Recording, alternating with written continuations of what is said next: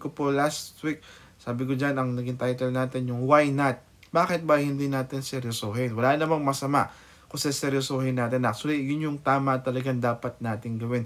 Seryosohin natin ang Panginoon. Seryosohin natin ang pagiging Kristiyano natin. Sabi nga po sa naging key verse natin last week, yung sa Colossians chapter 3 verse 1 sa Message translation, sabi niyan, so if you are serious about living this new resurrection life with Christ, yung naging 2 po natin, kailangan you have to act like it and to pursue, okay? Pursue, ipagpatuloy yung mga bagay na nasa Panginoon. Dapat po ganun tayo kung talagang gusto nating ipakita sa ating Diyos, sa ating Panginoon, ipakita sa ibang tao na talagang seryoso tayo sa pinasukan natin ito ng bagong buhay.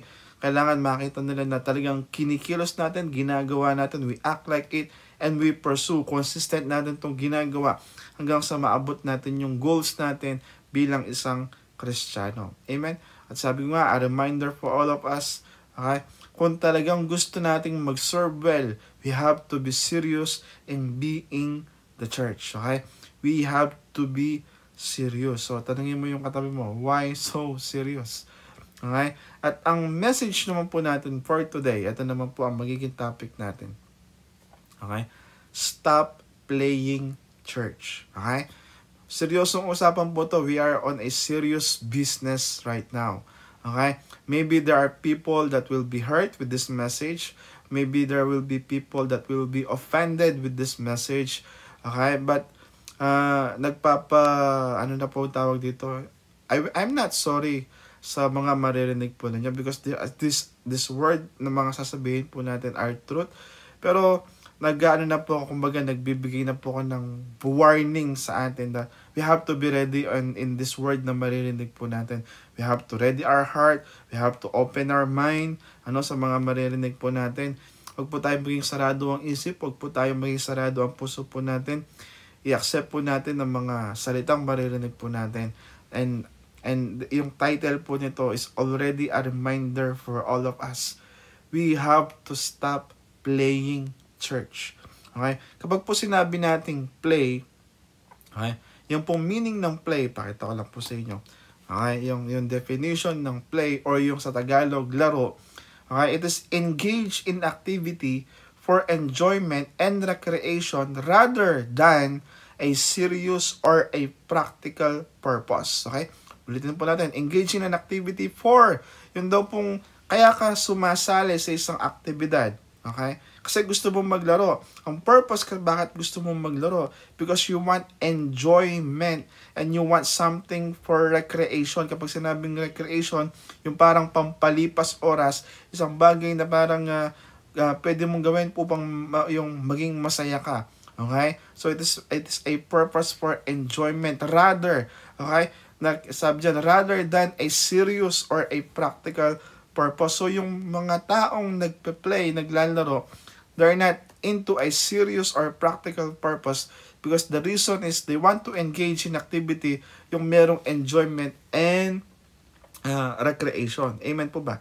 Sana po nakuha nyo yun, ha? So kapag seryosong usapan, hindi laro ang tawag doon. Okay? Kapag may purpose yung ginagawa, hindi laro ang tawag doon. Okay? Kapag puro enjoyment and recreation lang, ang tawag doon, laro. Okay? It's a play.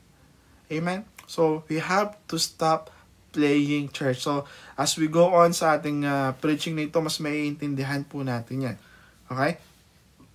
So, punta muna tayo doon sa laro. Doon sa play. Mag-cite muna tayo ng isang example na pwede nating i-link sa word ng play. Siyempre, isa po sa mga pinakasikat na laro ng kabataan na kahit sino pwedeng laruin. Okay? Ay yung larong bahay-bahayan. Okay? Alam po natin siguro to, maybe most of us. Okay? Di ko lang alam po sa millennial generation ay naglaro ng ganitong laro. Pero most of us sa mga generation ko pababa, I'm sure 100% nakapaglaro kahit paano ng bahay-bahayan. Or kung pupunta po tayo sa topic natin ngayon, we stop playing church, or baka ang ginagawa nating laro ay hindi bahay-bahayan. Baka ang nilalaro po natin ngayon ay church-churchan. Okay?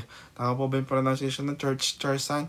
So, Imbes na bahay-bahayan ang nilalaro natin nung sanang bata tayo, ngayong matanda tayo, ang karamihan, okay? I'm not saying us, pero karamihan ng tao, maybe there are people who are listening today, okay, maybe medyo magigising ka sa mga maririnig mo, na baka naglalaro ka ng church-churchan, simbahan. Hello? Di ba sa larong bahay-bahayan may manlalaro? Okay? Siyempre, napakadali lang po ng larong ito. Okay? Merong ama, merong ina, at merong mga anak. Okay? Gusto po ba? Sino po dito yung naglaro bilang isang ama, naglaro bilang isang ina, anak? At sabi nga, bahay-bahayan yun. Meron kayong maliit na parang itatayong bahay. Okay? May mag-aak as a father, may mag-aak as a mother, at ang mga anak. So, magpapanggap ang bawat isa sa isang karakter na kailangan po nilang gawin. Okay? So, syempre kapag ganun, masaya yun. Sabi nga natin sa definition ng play natin o laro, it's for enjoyment and recreation. So, ang mga bata, kapag naiinip, sasabihin nila, tara, bahay-bahayan tayo. Sabi ko nga, yung mga manlalaro doon, napakadali lang. Maging ama ka, maging ina, at maging anak ka. Okay? Pero yung word na magpapanggap kang ama, or magpapanggap kang ina, or magkukunyari kang anak. Okay? Yung word na kunyari, ikaw, magkukunyari ka. Okay? Sana po, naintindihan yung sinasabi ko. Okay? So, kung pupunta ulit tayo sa usapan natin, playing church, baka meron sa atin, okay? I'm not saying meron, baka meron sa atin na nagkukunyari ang Kristiyano. Okay? Because you are just playing. Naglalaro ka lang sa church. You're not serious on being a Christian. You're not being serious on becoming or being a part of the body of Christ. No? Gusto mo, member ka lang. Gusto mo, dumarating ka lang. Gusto mo, umuupo ka lang. Gusto mo, part ka lang ng church. Okay? Pero ayaw mong kumilos, ayaw mong gumalaw, ayaw mong tumulong. Maybe, you are playing church because nagkukunwari ka na isa kang Kristiyano. Isa kang, kumari nga, sa baybahayan. Kumari ikaw yung ama. Kumari ikaw yung ina. Kumari ikaw yung anak. Maybe sa church, kumari ikaw yung Kristiyano. Kumari ikaw yung disciple. Sana po, I pray to God, wala pong ganun sa atin. Kung meron man, sana magising po tayo ngayong araw na ito that really we have to stop playing church. This is a serious matter.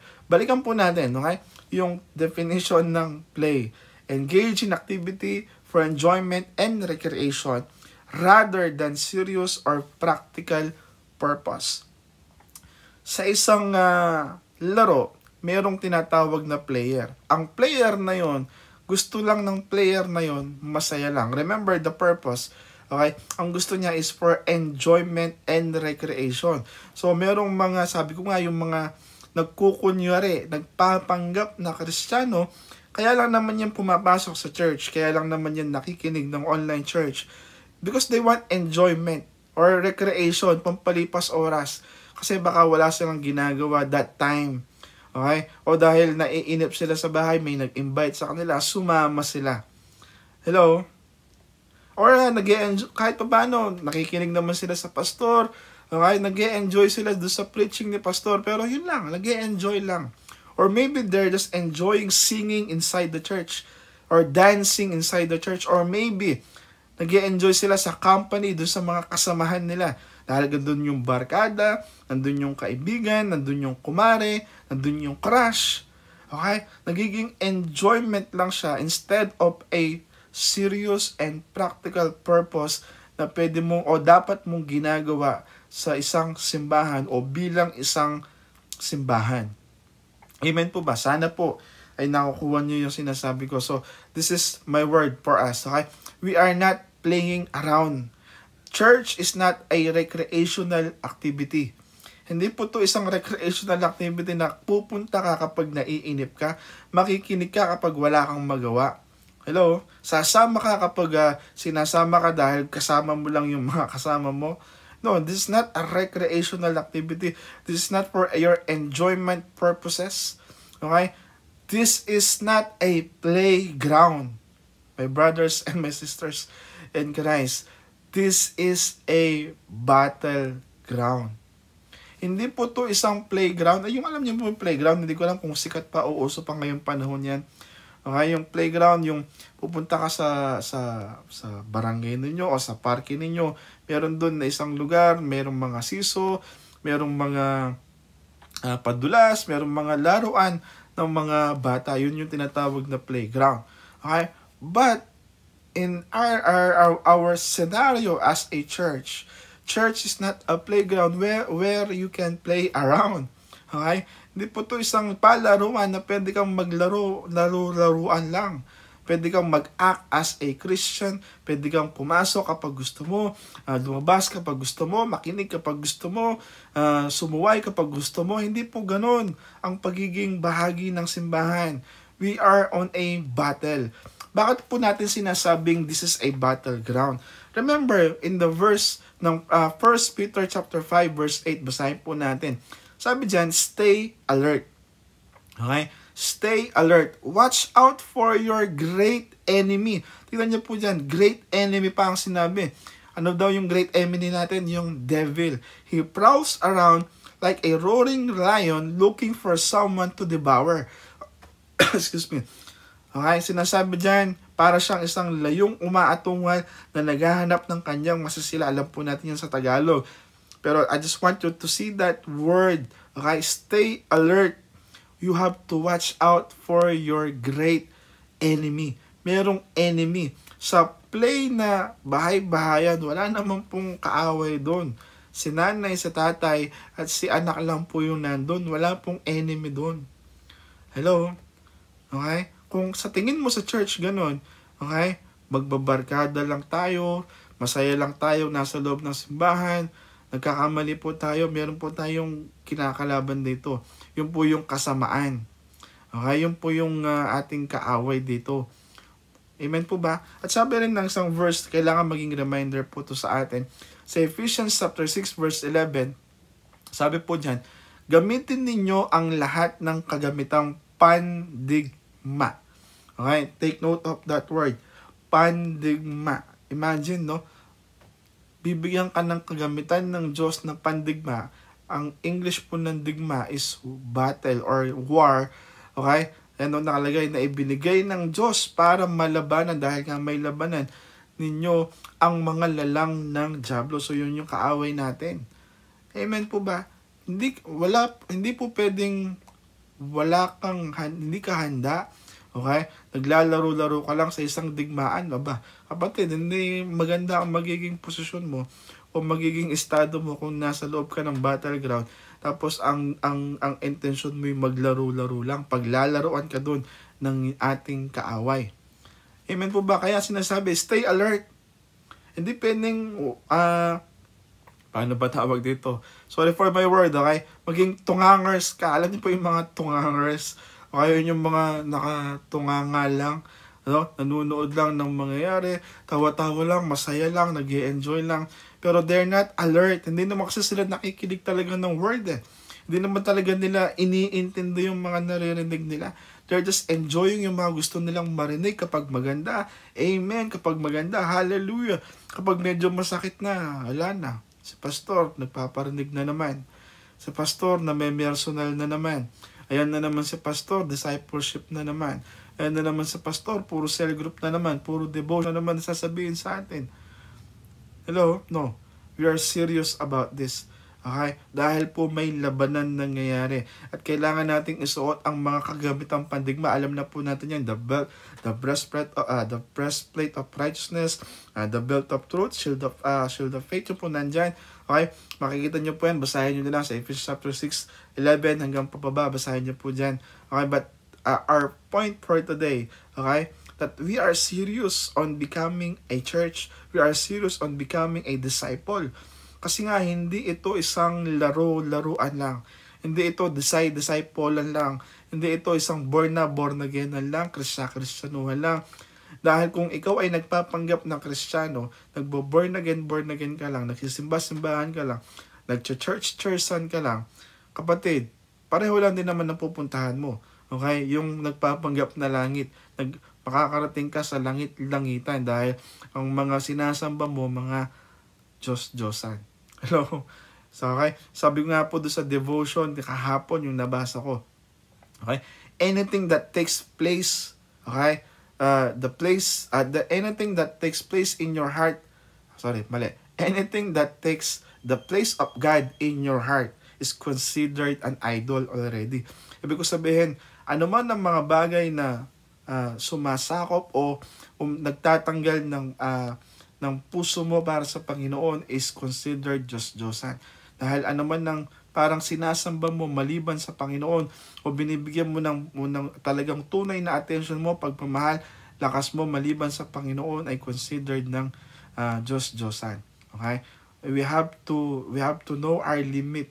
No, we have to know our priority, our focus. Kailangan nasa Panginoon po 'yan, because we are ought to serve God well. Okay? Sinabi ko na nga po last week sa ating last message. Okay? Kung ikaw makilala mo yung isang pinakamataas sa lahat, dakila sa lahat, magkakaroon ka dapat ng desire to serve the King of Kings, the Lord of Lords. Okay, yung Diyos nating makapangyarihan sa lahat. Magkakaroon ng desire sa puso mo na maglingkod. Bigyan ko na lang po kayo ng isang practical example. Halimbawa, napunta ka sa isang lugar kung saan ikaw yung medyo, sabihin na nating under or yung subordinate or yung ikaw yung medyo nakakababa sa isang lugar. Di ba parang magkakaroon ng parang automatic na mindset na isa-serve mo yung medyo mas mataas sa'yo. Isa-serve mo yung medyo mas kagalang-galang o mas karespeto sa'yo. Amen po ba? Halimbawa, yung mga matatanda, okay? Naglalakad kayo, nakita mo nagbubuhat ng mabigat na gamit. Anong unang papasok sa isip mo? Tutulungan mo yan, isa-serve mo yan. Amen po ba? So, ganun din, if you see someone who is higher than you, or you see someone na talagang deserving to be served, kahit hindi sabihin sa'yo, dapat automatically yung desire na yon to serve will come in your heart because you will know the highest of the highest, okay? The King of Kings, the Lord of Lords. Pag nakilala mo yung pinakamataas, makikita mo yung sarili mo nandito sa baba. That desire will begin in your heart to serve the living God. Amen. Sana po lahat tayo, I pray to God, magkaroon po ng ganong desire. Ako po, nung nakilala ko ang Panginoon, isa po yun sa mga naunang desire ng puso ko to serve God. Okay? Pero nung una, to serve God lang. Pero as the time goes by, no, nung nagkakaroon na po ako ng puso to serve God well. Okay? Iba kasi yung to serve at to serve well. Yung serve well talagang ibubuhos mo lahat. You are willing to sacrifice, you are willing to give everything, at mapupulfill mo yung isang instruction ng Panginoon o yung law o commandment ng Panginoon to love Him with all our heart, with all our mind, with all our strength. Isa po yun sa mga kailangan nating magawa. Amen po ba? No, at syempre, one way of showing our love to God is by serving Him. Amen? Amen? Sana po may nakukuha tayo. Okay? At sabi rin po dito, okay? Para po mas patuloy nating maintindihan ang pagiging seryoso na hindi po ito laro-laro lang. Ito isang digmaan. Sabi po ng 2 Timothy chapter 2, verse 3 and 4. Tulungan niyo po ako magbasa. Okay, kayo po mga nandyan sa cellphone po ninyo. Sabay-sabay po tayo magbasa. 1, 2, 3. Sabi po dito, makibahagi ka sa mga paghihirap bilang isang mabuting sundalo ni Kristo Jesus. Dapat katulad ka ng isang sundalong nasa serbisyo. Hindi siya nakikisangkot sa iba pang gawain para mabigyan niya ng kasiyahan ang kanyang opisyal. Okay? So, yung word po dyan, yung sundalo. Okay? Kapag digmaan ang ginagamit, sundalo. Hindi player. Okay? Ang ginagamit po sa digmaan ay sundalo, hindi player. Soldier po ang ginagamit po doon. At sabi po dyan, makibahagi ka sa paghihirap. Ang sundalo po kasi, madalas po yan talaga sa kanyang mga buhay ay dumadanas ng maraming paghihirap. Dahil nga po sa isang digmaan, talagang marami kang dadaan ng paghihirap. Or yung training pa lang, di ba? Yung training pa lang ng pagiging sundalo. Hindi pwedeng laro-laro yon, kapatid. No? Hindi pwedeng biro-biro yun, yung pagiging sundalo, yung training na nga lang ng pulis, training ng bombero, kahirap-hirap na. sigurado mas mahirap yung training ng isang sundalo. At kung hindi wala sa puso mo ang pagpasok halimbawa lang po, papasok ka ng pagiging sundalo o pulis, kung wala sa puso mo, kapatid, hindi ka magtatagal sa sobrang hirap ng training na yon. Okay? Mapapasok ka. Ganon din po tayo sa Panginoon. Kung wala sa puso natin ang pagsunod natin sa Panginoon, baka yung mga pagsubok sa atin ay magpasuko sa atin. Pero kung nasa puso natin ang Panginoon, at nasa puso mo talaga ang pagsunod at pagiging disciple niya, okay, kahit anong pagsubok, malalagpasan mo. Siyempre, lalong-lalo na sa tulong ng Panginoon. Amen po ba? Hindi naman po puro paghihirap. Pero sinasabi po dyan, meron kang dadaan ng hirap. Hindi kagaya nung kanina, yung mga player, puro masarap lang ang gusto, puro masaya lang, puro maganda lang ang gusto. Pero sa pagiging isang disciple, isang tunay na disciple, isang tunay na bahagi ng church, dadaan din po tayo ng mga pagtitiis, paghihirap, kasi tinetrain ka nga as a soldier. Okay, tinetrain ka bilang isang sundalo. Sabi dyan, no, dapat katulad ka ng isang sundalo na hindi, isang sundalong nasa serbisyo na hindi nakikisangkot sa iba pang gawain para mabigyan niya ng kasiyahan ng kanyang opisyal. Isa sa mga mindset ng sundalo ay maging masaya yung kanyang opisyal, yung kanyang pinaglilingkuran. Yun po yung ating Diyos. Okay? At hindi nakikisangkot, ibig sabihin, hindi sumasama sa mga bagay na walang kinalaman sa kanyang trabaho. Halimbawa, yung kasamaan, yung kasalanan, yung kalokohan na hindi bahagi ng ating buhay dapat bilang isang Kristiyano. Amen po ba? No? Tuloy po natin tong verse nito. May nakakatuwang mga verses po dito na kailangan po nating malaman. Sa verse 5, sabi diyan, verse 5 and 6. Okay, verse 5 muna tayo. Ganun din naman, sabi dito, dapat katulad ka ng manlalaro. Okay, mamaya explain ko to. Sabi ko kanina, dapat hindi ka maging player. Kailangan maging sundalo ka. Pero bakit may manlalaro? Mamaya explain ko. Hindi siya makakakuha ng premyo kung hindi siya sumusunod ng mga tuntunin ng laro. At dapat katulad ka rin ng masipag na magsasaka. Hindi ba't siya ang unang karapat dapat na tumanggap ng bahagi ng ani? Doon muna tayo sa manlalaro. Pero pong pinagkaiba kasi ang salitang play and game. Okay? Yung play niya, sinasabi natin kanina, yung bahay-bahayan, wala pong laban dyan. Okay? Wala pong it's between you or between you and me. Wala pong ganun. Walang versus po dito. Red versus blue, yellow versus green. Wala pong ganun. Ang play, ano lang, kasiyahan lang. Walang mananalo, walang matatalo. Pampalipas oras lang, recreational activity lang. Gets po ba na? Kapag sinabi namang game, okay, ito, ibang usapan to. Ito yung laro na mayroong kaseryosohan kasi kailangan manalo ka. Kailangan galingan mo, kung hindi matatalo ka. Kailangan makuha mo yung first prize, yung premyo. Kaya nga doon sa sinasabi ka rin na balik po natin, okay? Kung may babalik ko yan. Sabi diyan, hindi siya makakakuha ng premyo. Yung manlalaro dapat yung manlalaro dapat ang isang desire niya ay makuha yung premyo. Syempre wala naman pong naglalaro na ayaw mong manalo. Amen po ba? So again, hindi po ito kagaya nung game o yung play. Yung game is a serious matter. Parang isang battle na rin po ito. Nakukuha ba natin kasi gusto mo ngang manalo. Magpapatalo ka pa, pumasok ka sa isang laro. Sabi nga ni Apostol Pablo rin, di ba? Yung paligsahang sinalihan niya, parang karera na gusto niyang makuha yung first prize. Okay? Amen po ba? So sinasabi dyan, hindi siya makakuha ng premyo kung hindi siya sumusunod sa tuntunin ng laro.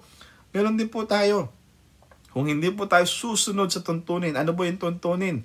Yung po mga salita ng Panginoon, hindi natin makukuha yung premyo. Kahit pa magmukha kang panalo, pero dinaya mo naman. Okay?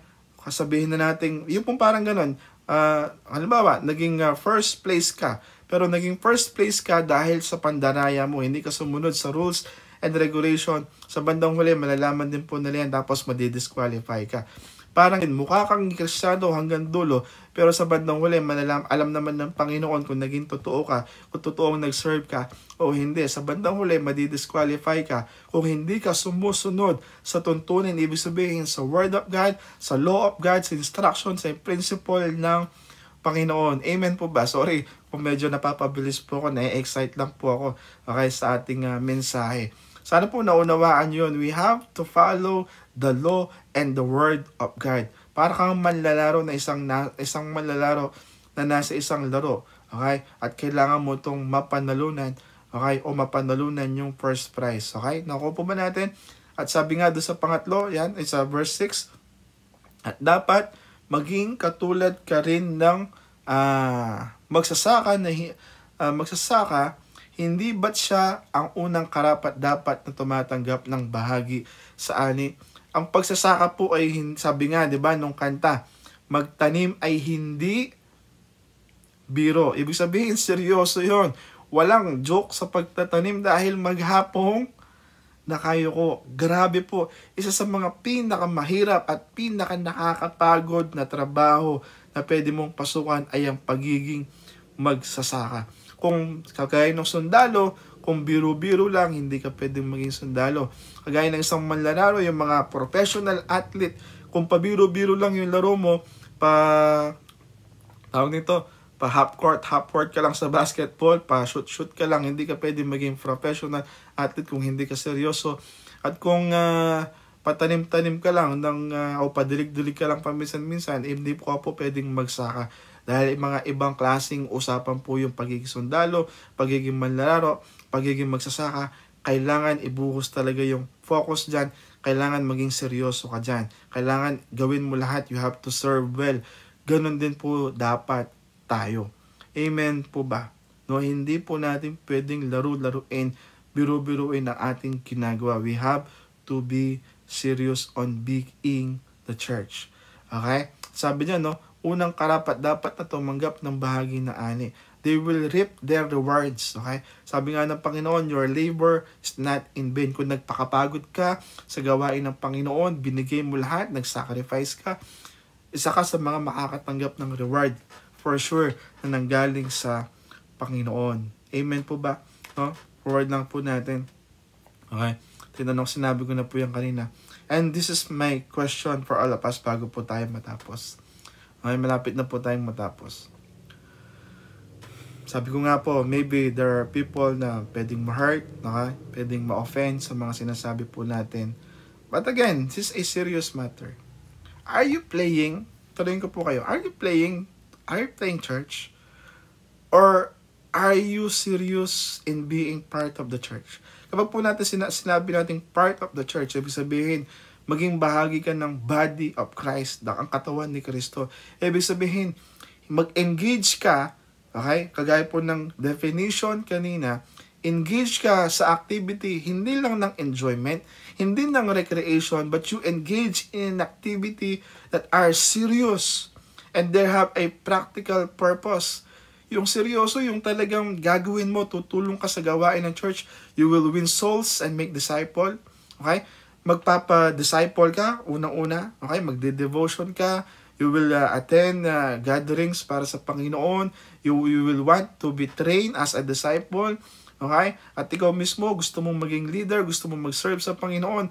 Yung pong pagsaserve sa Panginoon, hindi lang po naman yan sa awit-awit, sa pagtugtog-tugtog, no? There are many ways that we can serve God, and one of the best way in serving God is when we bring people in His kingdom. Actually, that's the best way that we can serve God, by sharing the gospel to other people. 'Di ba sabi nga ng Bible na ang tanging pagkakataon na nagdiriwang ang buong kalangitan ay kapag mayroong isang nagkasala na nagbago at tumalikod sa kanyang kasalanan. Okay? At yun nga, tumalikod sa kanyang kasalanan, ibig sabihin nagrepent. Ibig sabihin nun, nakarinig siya ng salita ng Panginoon. Sabi rin ng Bible, paano sila makakarinig kung walang magsishare sa kanila? Tayo po yun, trabaho po natin yun. Actually, bago po nangyari itong pandemic na to, ako po talaga isang medyo mahihaing tao. I am a camera shy person. Nung pong bago magkaroon ng online church, nagdadalawang isip po ako. Sabi ko sa sarili ko, nakakahiya. No? Hindi naman ako ganun kaano sa itsura. Hindi ako ganun kagaling magsalita. Ang dami pumapasok sa isip ko. Parang sabi ko, antayin ko na lang bumalik yung physical church. At least sa physical church, kami-kami lang. Walang masyadong makakapanood sa akin, hindi nakakahiya. Pero, yung kinausap ako ng Panginoon, na-challenge ako ng Panginoon, nagkaroon ng desire sa puso ko. And then, sabi ko, na habang nagbabrowse po ko sa aking phone, sabi ko, itong mga taong ito na gumagawa ng mali, Hindi sila nahihiya na ipakita ang mukha nilang sumasayaw, kumakanta, nagtitiktok, at kung anong-anong kalokohan ang ginagawa sa harap ng camera na napapanood ng milyong-milyong tao, hindi sila nahihiya. Sabi ko sa sarili ko, bakit ako, na tama ang sasabihin ko, okay, pwede silang ma-offend, pwede silang magalit sa akin, pero katotohanan sasabihin ko, bakit ako mahihiya? Okay, then, doon ako naging seryoso. Kaya nga, ito pong church online natin ay talagang pinag-iigihan po natin. And I'm praying to God, no? Ito po yung nakaka-bless sa inyo, ito po yung nakaka-touch ng mga puso po ninyo, ito po yung nakakapagpabago ng puso po ninyo. Hindi lang nag-i-enjoy kayo, hindi lang nagiging recreation sa inyo. One of the purpose of our church, bakit po tayo nagpapatuloy kahit sa kabila ng pandemic, because we want our lives to be transformed, and we want others people din, yung mga ibang tao din, ay masama natin sa gawain ng Panginoon, mabago din ang buhay nila, maranasan nila ang pag-ibig ng Diyos. Amen po ba? Kaya, again, ikaw kapatid, kung hindi ka nga, sorry po ha, again, kung medyo may na-offend dito, hindi ka nga nahiyang nakakaraoke, okay, na naririnig ng buong sambahayan o ng buong barangay, pero kapag worship, nahihiya kang kumanta. Hindi ka nga nahihiyang mag-TikTok, mag-kending sa harap ng camera. Hello? Gumawa ng kalokohan, mag-make face, papangitin na sarili, magbihis ng pambabae kahit lalaki ka. Okay, kung ano-anong gawin mo, magpakita ng kung ano-ano sa katawan mo para lang magkaroon ng like yung video mo, yung picture mo. Pero pagdating sa Panginoon, nagdadalawang isip ka. Pero nag-attend ka ng church, nakikinig ka ng salita ng Panginoon. So the question is, are you playing church? If you are playing church, please stop playing church. Seryosohin po natin itong gawain ng Panginoon. Tulungan niyo po ang inyong mga leader, tulungan niyo po kami, mga pastor. At hindi po namin kakayanin na i-win ng bawat tao, hindi po namin kakayanin share ng bawat isa. We need people, we need all of us, na lahat ng pwede nating gawin, lahat ng pwede nating i-recruit sa gawain ng Panginoon, gawin po natin. Mas nakakahiya. Isa po ito sa mga devotion na naaalala ko talaga. Mas nakakahiya ang paggawa ng masama kaysa sa paggawa ng tama. Naging baliktad po kasi ang mundo ngayon, kapag gumagawa ka ng tama, parang nakakahiya. Kasi karamihan ngayon gumagawa ng masama. Pero baliktad rin po natin. Dapat sila yung mahiya. Okay? Sila yung magdalawang isip. Okay? Hindi tayo yung ma-offend dahil gumagawa sila ng masama. Dapat nakaka-offend tayo sa kanila dahil kapag kaharap natin sila, nahihiya sila. Dapat ganun po tayo. We have to become serious in being the church and being a disciple of Christ. Amen po ba? Hallelujah. Dito ko po tatapusin ito. Okay? A reminder for all of us. I hope and I pray, okay, that this word of God is reaching out to you. Sana po naririnig nyo to. Kung meron po kayong mga tanong, meron po kayong mga hindi maunawaan, especially yung mga bagong nakikinig lang, you can always message us o mag-iwan po kayo ng comment dyan. Sabihin nyo, meron po kaming tanong, gusto ko pong malaman tong ganito. We will try to reach you. Lahat po kami na bahagi po ng church na to, tutulungan po namin kayong makilala at mapalapit sa Panginoon.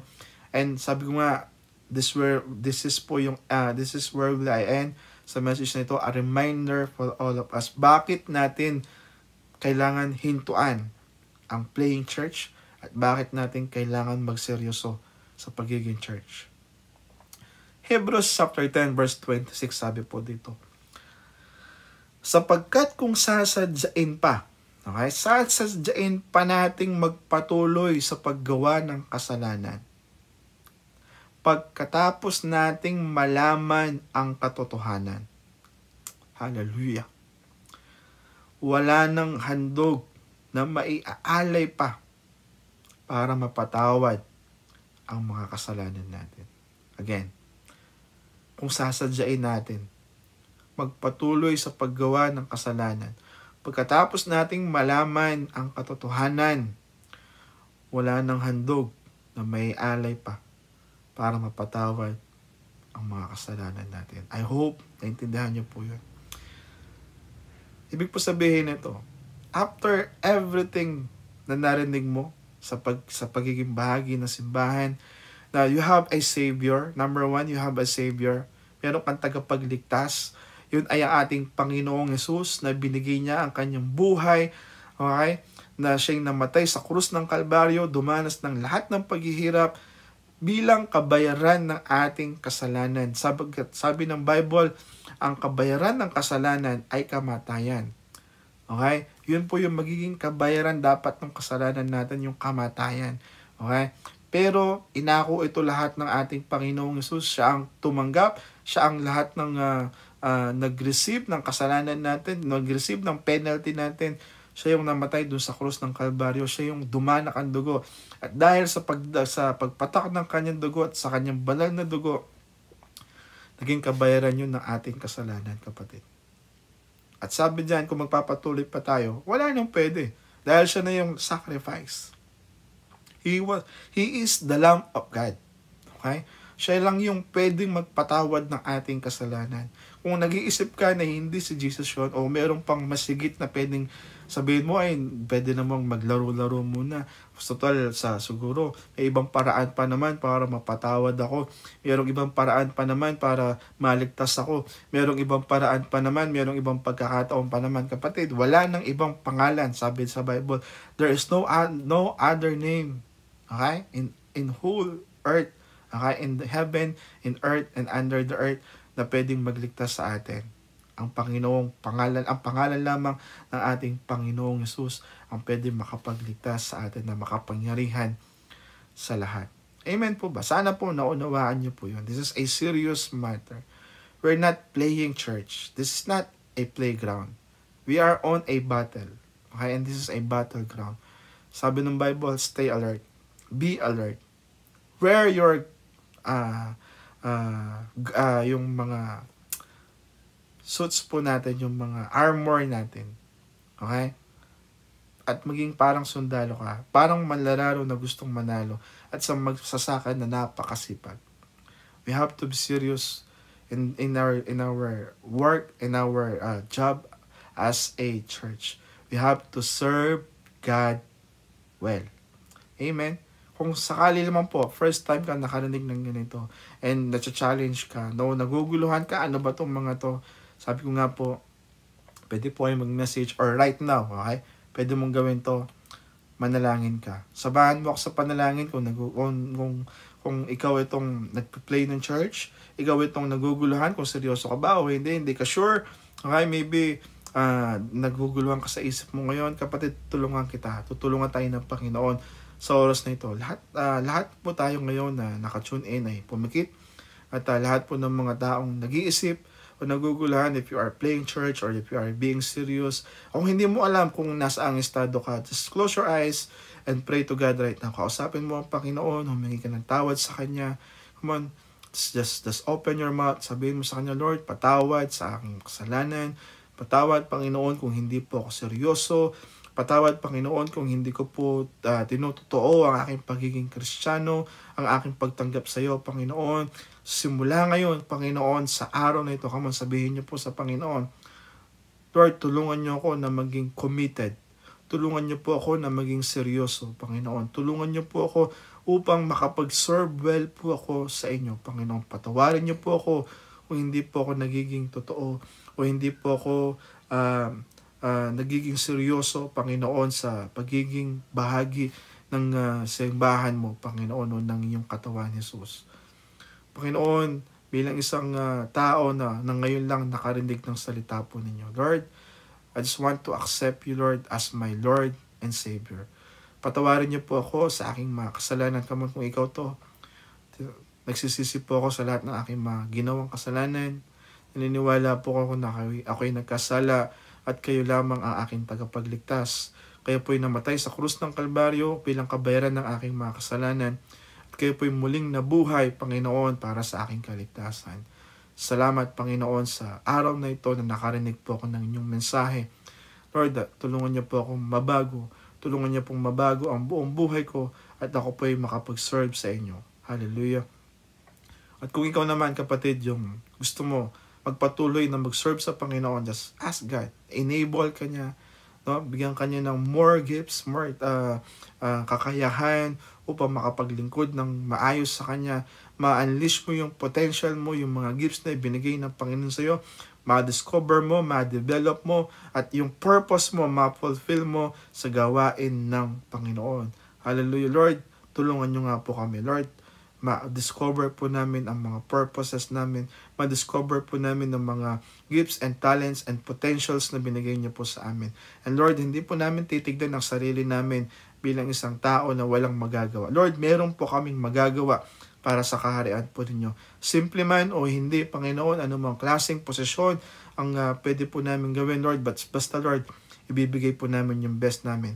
Kagaya po ng binigay niyo pong parabola, Panginoon, 5 man, 2 man, o 1 man lang, Panginoon, ang talentong ibinigay niyo sa amin. Lord, ibabalik po namin sa inyo ito ng doble. Maglilingkod po kami ng merong bunga, Panginoon. We will become fruitful and productive for your glory alone, Panginoon. Tulungan niyo po kami. And as we serve you, Panginoon, we believe that we will receive our reward, Panginoon. Dahil hindi niyo po kami pababayaan, hindi niyo po kami hahayaan na mahirap ng tuluyan, at kami tutulungan po ninyo makaahon, tutulungan niyo po kaming magkaroon ng maayos na pamumuhay sa mundong ito. Sabi niyo nga, Panginoon, ang kayo po'y dumating upang kami magkaroon ng buhay na ganap at kasiyasya, Panginoon. Salamat dahil kayo po ang aming Diyos. Kayo po ang aming pinaglilingkuran at wala nang iba, Panginoon. Ito pong sama-sama namin dalangin sa pangalan ni Jesus. Amen and amen. Good morning po sa inyo lahat. God bless.